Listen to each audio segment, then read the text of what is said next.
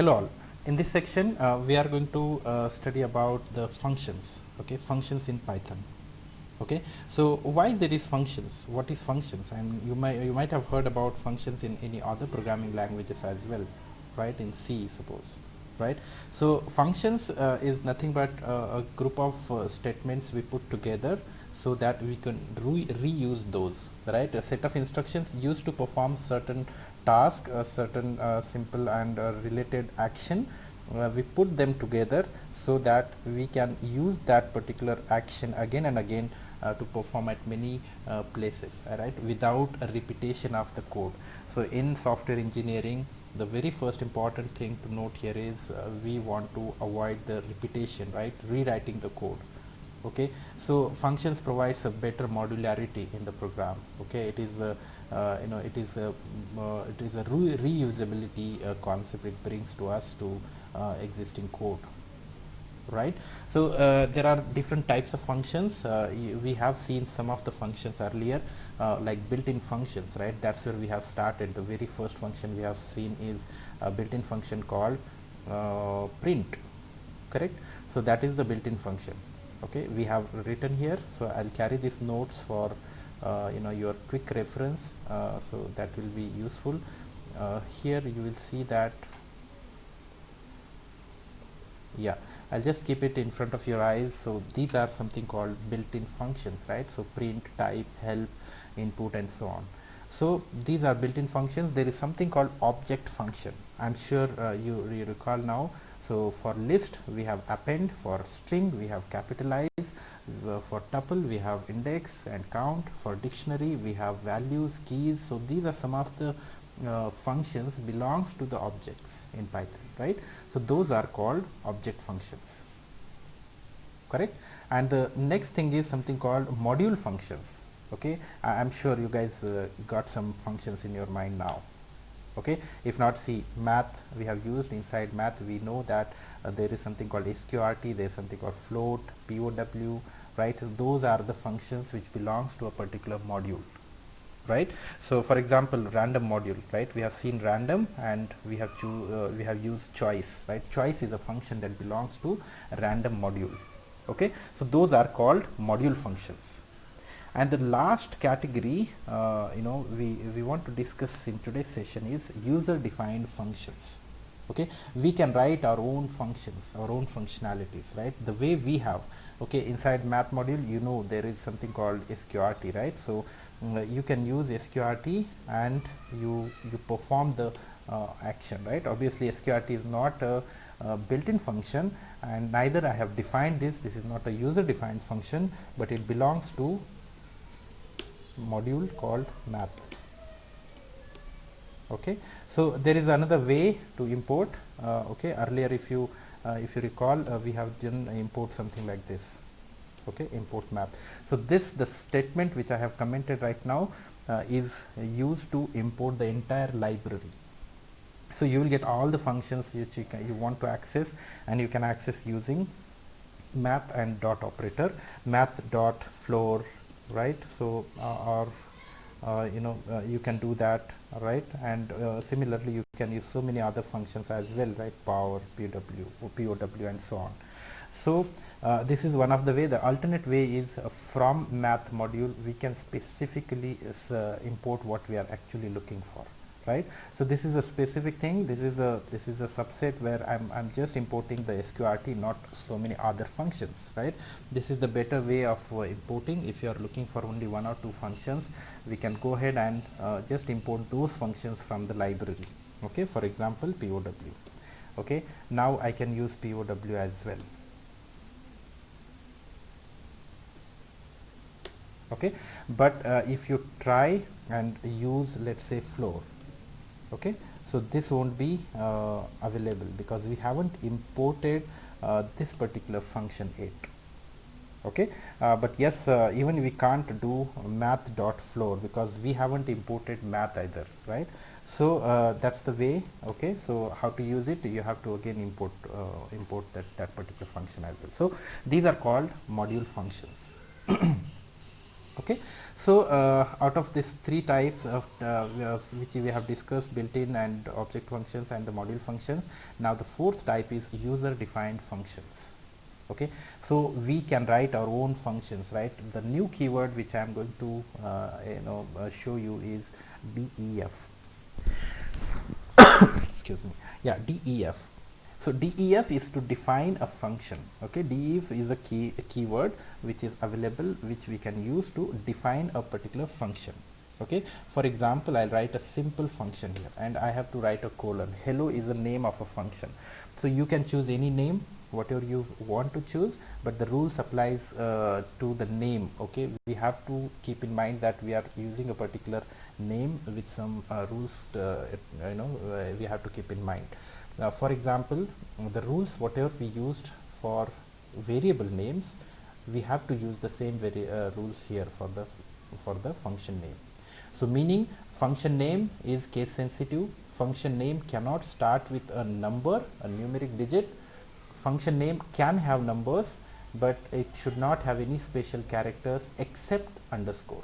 Okay, underscore is allowed here, right? So those are the similar rules we have to follow. And now let's say I will say that, okay, welcome to your function, your own function. Okay, print end of function. Okay, suppose I have just run this and nothing happened. Okay, because nothing happens, now interpreter understands that there is some function which is used here, and now we don't have to really write these two lines again and again, right? For suppose for your company, the new employee joins and there is some welcome greeting message, for example, right? So we don't have to do this once again, type this whole thing again and again, right? So we might have this bigger code here, right? Greeting from XYZ Corporation. Okay, so in this case what happens is this is the hello and I just use it and I'm done. And how many number of times I want to use, I can just do it, right? If I call 2 times, I get this 6 lines printed. So that's how we can achieve the reusability. We don't have to really write this code again and again. Okay, moreover, we have a flexibility to pass some argument as well.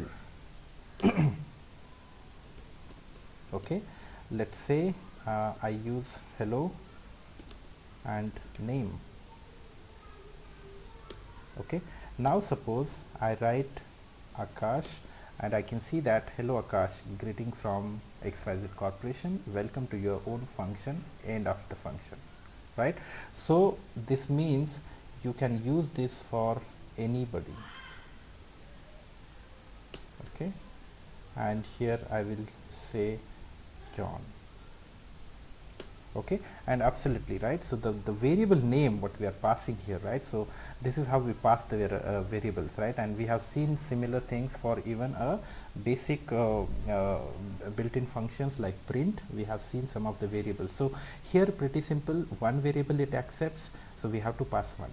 Okay, the moment I call now suppose something like this, it will say error, because now the hello function is not the hello function which we used earlier, but the hello function now accept one argument, okay, that is named as name. Okay, so I have to pass some argument here.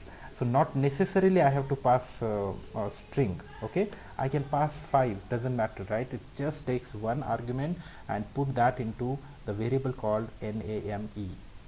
Okay, and remember Python is not where we have to specify the type of a variable. So we don't have any type checks here. So whatever argument you pass, that argument is just stored into a name, okay, inside a function, and that is used here. Okay, so suppose now you write another function. A quick example I'll take here. Suppose you want to just multiply by 5, okay, or I will say add 5 and say hello. Okay, now we are typing here hello 5, it says hello 10.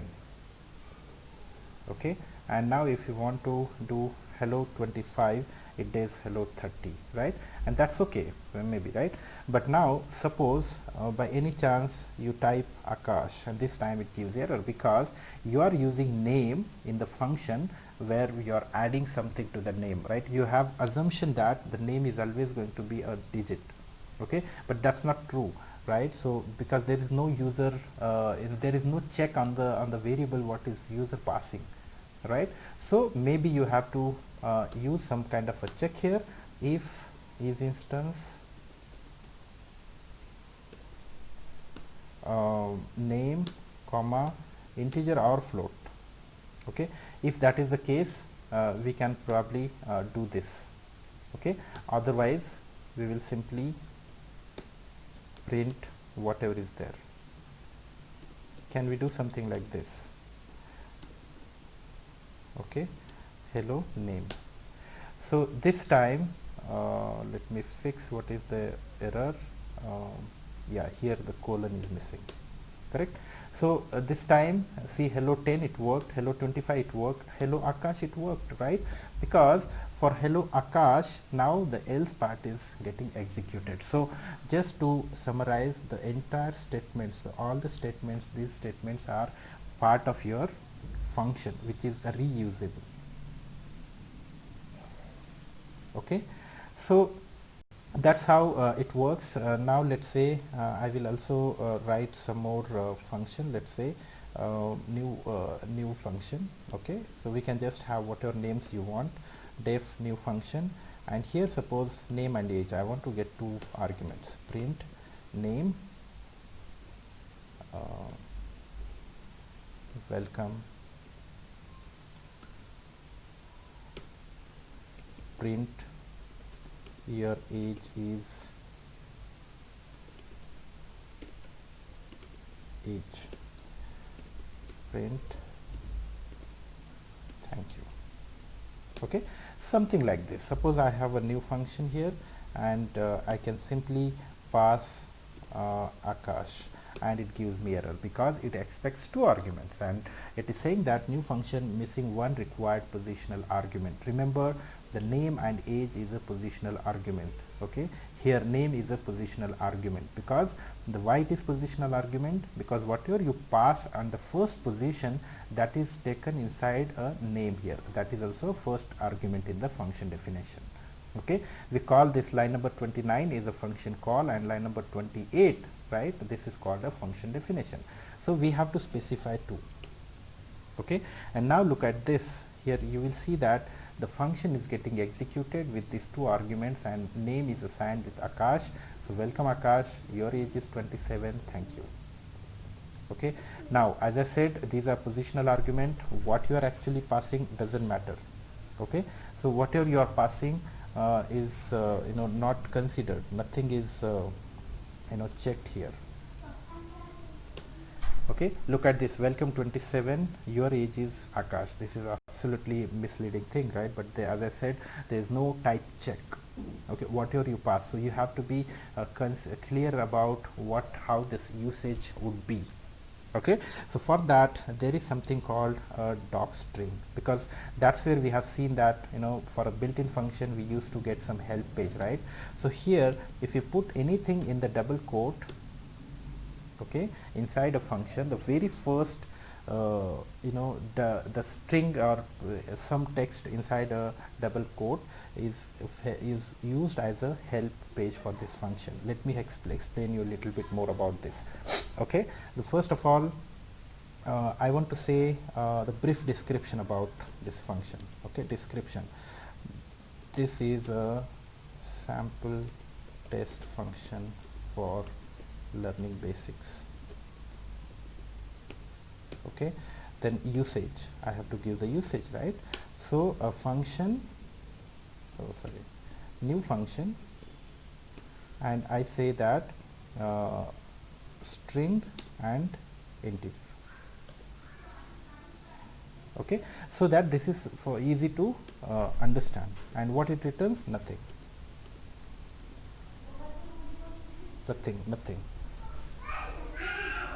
all right?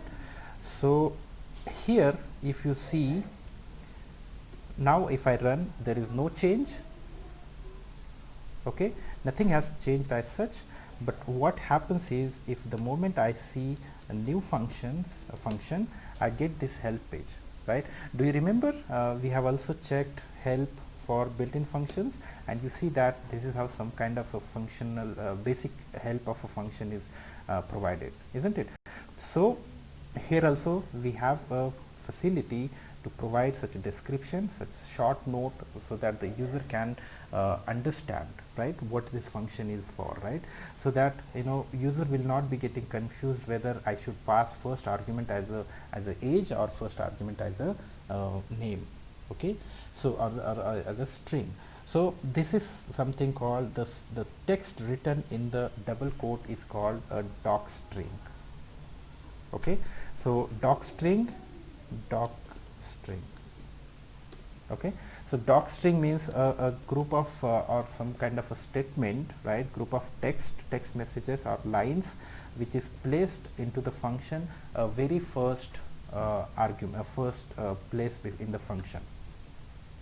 Okay, so this doc string you can use and you can use for getting it as a help page.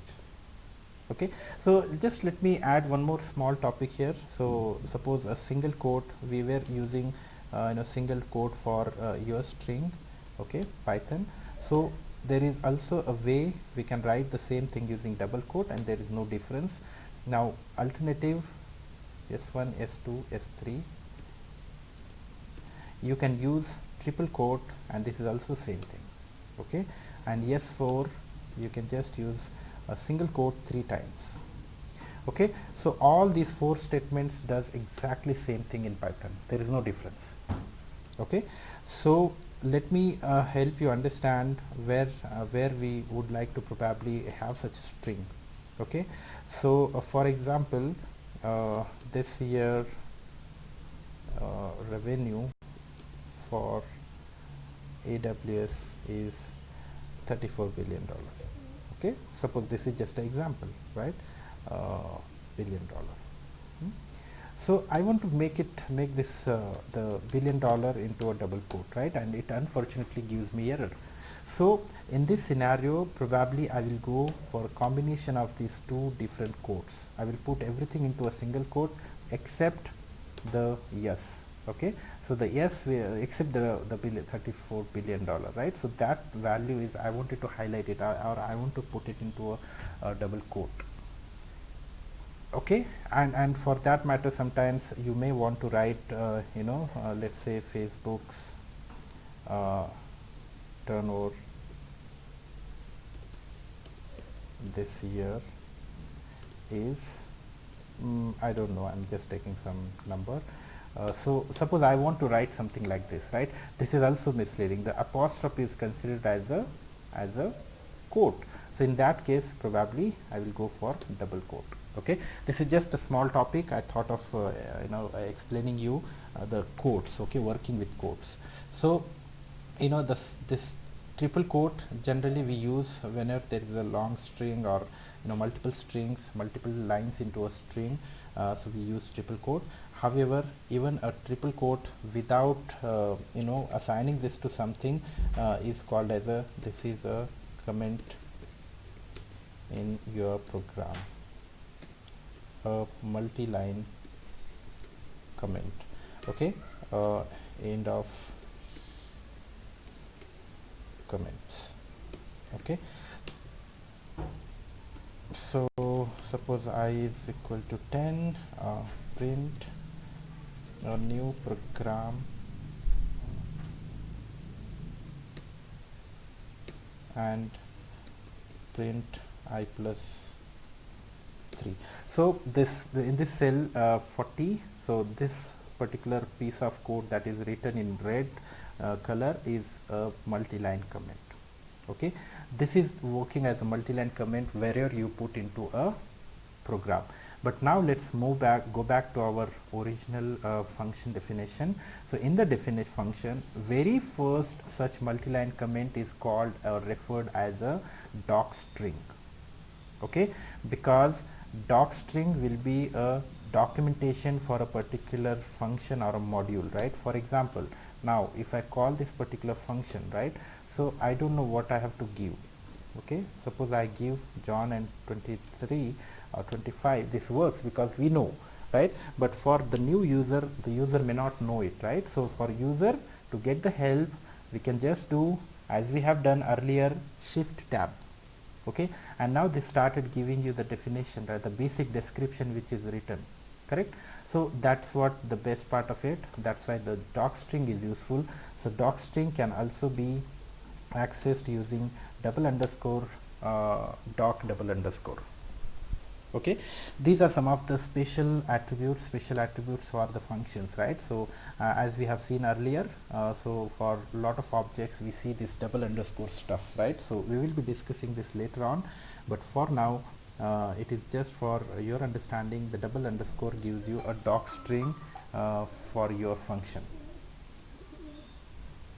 Okay, I hope this is clear, and now here with this you understand there is something called positional arguments, and we have to give those many positional arguments. And if at all you try to give the third, it says that it takes 2 positional arguments but 3 were given. That is also not acceptable. Okay, but this could be sometimes a inconvenience. Okay, so for that matter what we can do is, let's say we will use some other function, right? So suppose I have name, and now the name of the candidate I will get, right? But the other details I don't know. Somebody might give two details, somebody might give 3 or 4, so we don't know, right? In that case there is something called star. Okay, we use the star. Okay, and now let's print what it gives in the details, right? So nothing happened. Let's try and write Akash, and here I give 26, 25, and then maybe a city here, right? So maybe Mumbai. Okay, so suppose if we do this, okay, now what happens is inside a function you can see that name is printed as the first argument, the second and third both are combined together and printed as a tuple. So that means this star is not a multiplication operator here, neither it is a pointer. If you are relating to C programming, it is not a pointer as well, but star indicates to the function that it is a collection of all other arguments. Those are the positional arguments, right? The best part of this is, now suppose you write another details like phone number. Okay, still it works, right? So that means the very first positional argument is important. This is exactly matched against name, and all others are clubbed together, right, and put as a details name. Okay, so for this particular function, instead of using details, we should use some other meaningful name, right? ARGS. So usually you will see the star args. Okay, star args indicates that these are the arguments which is the collected together into args, ARGS. Okay, because these are the arguments. Okay, so now the flexibility what you have is, you can call this function even with a single argument, and that works. Okay, but you can't call this function without argument, because it expects at least one, because the one which is the name, that is the positional argument. Okay, so there is something called default arguments as well. Okay, suppose I have name and age is there, right, 26. If you provide, that's okay, because if the students are from the same class, probably all the ages are in the same, that is the same, right, that is 26. And suppose I use this kind of a function here. Okay, print name, print age, print args, and now see what happened. Yeah, def keyword is missing. Okay, now if you see Akash, then 25, then let's say Pune. Okay, so this works, right? So how it is working is, Akash is now name is Akash, and then age is by default 26, but now if you provide something, it is taken as the 25. okay. If you don't provide, so this the age is taken as the second argument. That is a problem sometimes, right? So here we have a luxury to specify the numbers, okay. Now when you want to actually yeah, so okay, I will explain you just minute. I will make it little simpler and I will come to the rules which we have to follow, right? So now age is not defined. I have to actually, can I try this? No, right? No, I thought I can pass along with the keyword. Okay, so Akash and 37. So 37 is stored into age. Okay, age is the default argument. If I don't provide anything, it will be taken as 26. Okay, but there is a provision, we can provide some other values. If it is provided, it will use the second argument. If not, then it will be use the second the default argument, default value, that is 26. Okay, so I think I should be able to use this the way I was trying. Age equal to 9. Why? Yeah, it is working. So why it didn't work earlier? Okay, anyway, so if I call this function with age equal to 9, this way it works. Okay, now just imagine that you have, let's say, one more argument, okay, city, and city suppose by default is Mumbai, and now if you run, okay, and here if you print city, here it is printing Mumbai, here it is 37 Mumbai, here 26 Mumbai, here 9 Mumbai, okay. But here I have a provision to provide, let's say, another city. It's New Delhi, right? So the other best part is, this is not like a positional argument where we have to maintain a sequence. So suppose here if you provide city first and then age, still it works properly, right? Because now city, the age is not taken as New Delhi, but city is city only, right? You put either at the second position or the third position, that doesn't matter, right? So this is what the point I was trying to make here. So point here is, we can pass the arguments with the keyword. Okay, so keyword means this is not a Python keyword, but just a name identifier, right? So which we use while defining a function. So those keywords we can use while passing the arguments at the time of calling. Okay, if you recall, there is a help page we have checked into for a print, and you see that sep is the keyword, right? And the keyword argument, and end is another keyword argument. If we give something, that is taken, and if we don't give, so the default value is taken /n, that is a new line character. Okay, so that works with the built-in functions. Similarly, we have some functions here, so where we can pass the argument as the some value to the function call. Okay, so these are called keyword arguments. Now to summarize, we discussed about a positional argument, we discussed about a collection of arguments, all the positional argument, that is using star args, and the third type we have seen is the keyword arguments. Okay, so there is also a provision to define a function and get all the values into args, and another variable we can use, let's say kw args with a double star. Okay, and let's see what happens, right, how this works.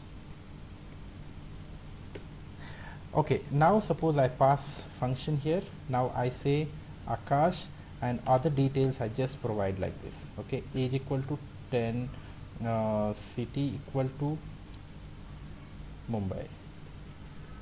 So I don't have any details, right, any such variables, but there is a provision now, whatever is the keyword arguments passed, those are captured together into kw args, and whatever are the positional arguments, those are collected inside args, right? So this is how this star and star star kw arcs, star arcs and star star kw arcs, these are commonly used arguments in functions. Okay, no different, no complicated thing, just to make it simple. There is something called positional argument, there is something called keyword arguments. Positional arguments, you have to make sure that the position matters here. If the first argument is name, you have to always pass name. Okay, so the sequence matters. All the positional arguments are clubbed together and stored into star arcs. Okay, if we have a star arcs in a function definition, and all non-positional argument, or we call them as a keyword arguments, are put together into kw arcs. Okay, so that's simple. And this is how you will see, and with some more practice, maybe as and when we come across, I will try to explain again. Keep your if you just try a little bit more practice, it is simple, where you will understand that the positional arguments and keyword arguments, how we handle in Python. Okay, so yeah, this is about the basic, where we can pass one argument, two argument, any number of argument, there is no limit. If you have a specific arguments like type, keyword argument or non-keyword arguments, those are also can be collected in star arcs and star star kw arcs. Okay, so the last topic inside a function, there are so many things to discuss in the function. For now I will just make it simple. Here suppose I will pass, let's say, name and age, and here suppose print hello, let's say name.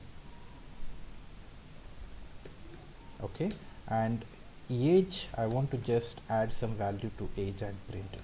Okay, just 24 I am adding, or 18 I add.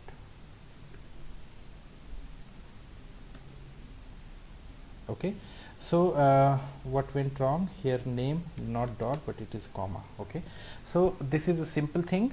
Now I want to just call, there is no difference, nothing new I am doing right now, but yes, let's hold on and I will explain you. Suppose this is what the function call we are trying to make. Okay, now I want to get something back from the function. So function has done manipulation and we want to return something back. Okay, and that is the new age I want to return. Okay, and age plus, let's say, 2. So this is something I want to return, and that return value is printed here, right, automatically. Now let's understand how this works. Okay, suppose that function is returning something, that is the result we are getting out of this function. That result can be stored into a variable, and that variable we can print, and that variable holds whatever is returned by a function. Okay, so we use a return keyword for returning something from the function. We can return one argument, two arguments, or any kind of data, right, whatever you have, right. Not necessarily you have to use age here, so you can simply say you can print hello, right, and that's okay. So there is nothing, no problem. Now the result is having hello. So remember, the execution will print this because there are print statements into the function, but result is having hello because hello is returned by a function. Okay, so every function can return something for us, so that after the function call, if I have some manipulations or some value I want to use in the calling block, so we can use that returned value, and we can use in our program. Okay, and that can be returned with the help of a return keyword.